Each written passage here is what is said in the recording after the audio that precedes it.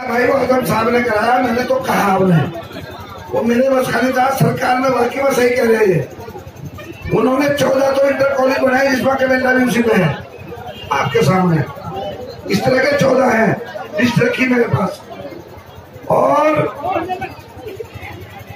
बच्चे ने बच्चे लगाए अपने उन्होंने वहां।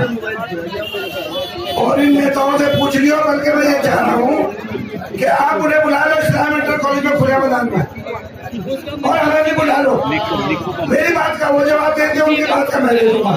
अगर उन्होंने इस कौम का इन्होंने 40 साल कंधे में उठा के रखा, अगर एक पोछा लगाने वाला चपरासी भी लगाया हो सरकारी नौकरी में, मैं उनके पैर रोके धो के पानी पीऊंगा।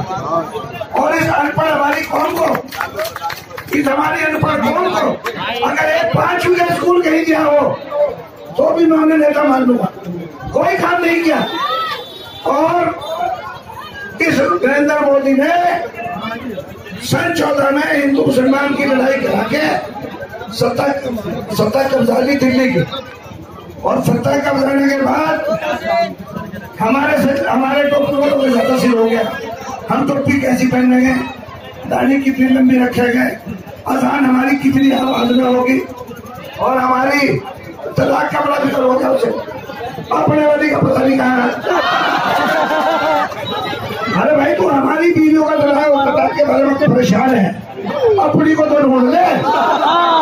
अपनी को नहीं देखी आज तक। हमने तो लिखा था चिट्ठी आलम साहब ने कि भाई अपनी बीवी तो बता दे मुझे कहाँ है, अपनी का फिक्र नहीं है।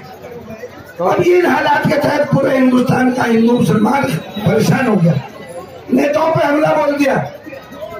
मायावती ने कितने हाथी लगाए, अखिलेश ने क्या करा, मतलब सीबीआई की जांच। खैर इन्हें अकल आई ऊपर हमारे नेताओं को, और ये सही भी है। अगर हमारे प्रत्याशी समाजवादी का, बीएसपी का, सब अलग अलग लड़े, एक भी सीट आपको नहीं मिलेगी। बीजेपी फिर सत्ता लेकर लड़ जाएगी। और पिछले 14 में समाजवादी को 5 सीट मिली थी और मायावती को 1 भी मिली थी। और अब के इंशाल्लाह 37 हिस्से में आई। कांग्रेस की 2 सीट उन्होंने छोड़ दी, जहां हमारे राहुल जी और उनकी माता जी लड़ रही, महागठबंधन ने खड़ा नहीं किया। अब ये 37 बटी इंशाल्लाह 36 आप जीत के आ रहे। और यूपी के बगैर सेंट्रल की सरकार नहीं बनेगी।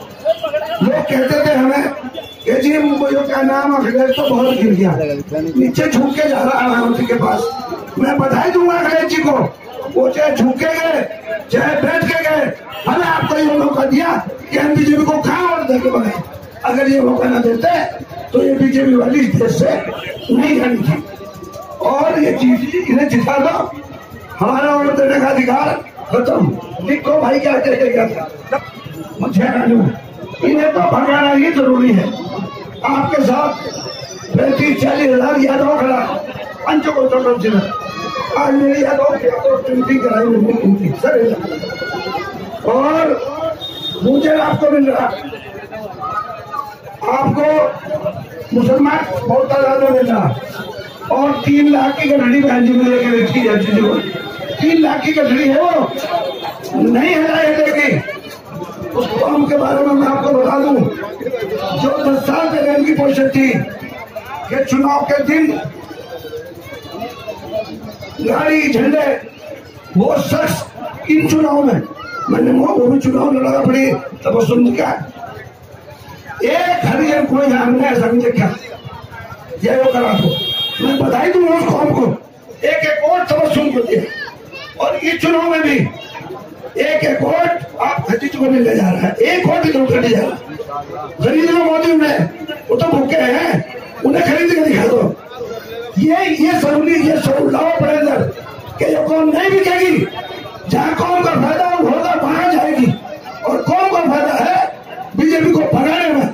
एक वोट हाजी फजलुर रहमान को देके हाथी का बटन दबाना है, क्योंकि जो बड़े नेताओं ने फैसला किया सहारनपुर की सीट बीएसपी के हिस्से में, और उनका निशान है हाथी। वहां तो सुन के हिस्से भाई वहां से क्या निशान है।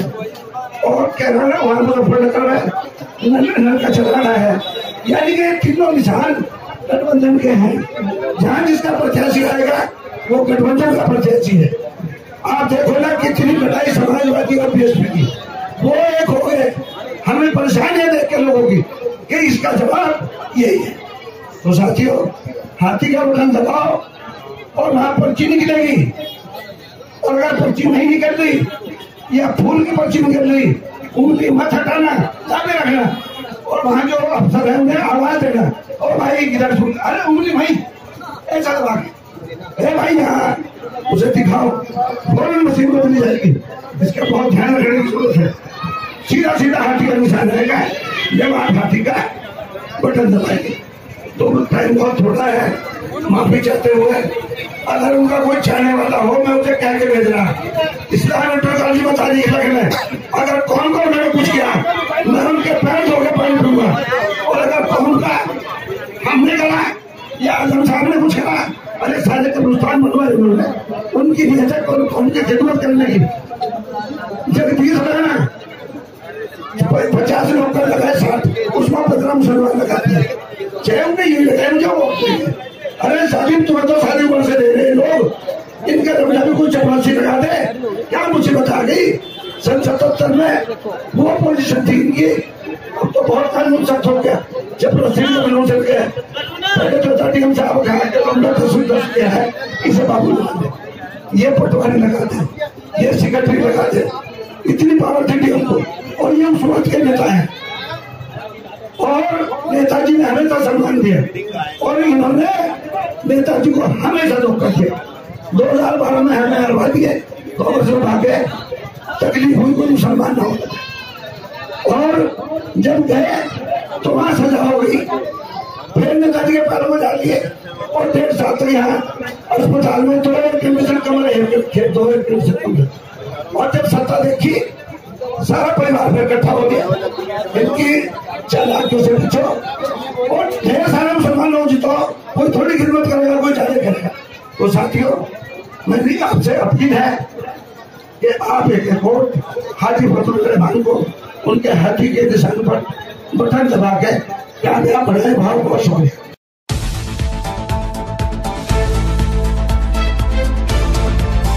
तहलका एक्सप्रेस, खबरों का निचोड़, झूठ का भांडाफोड़।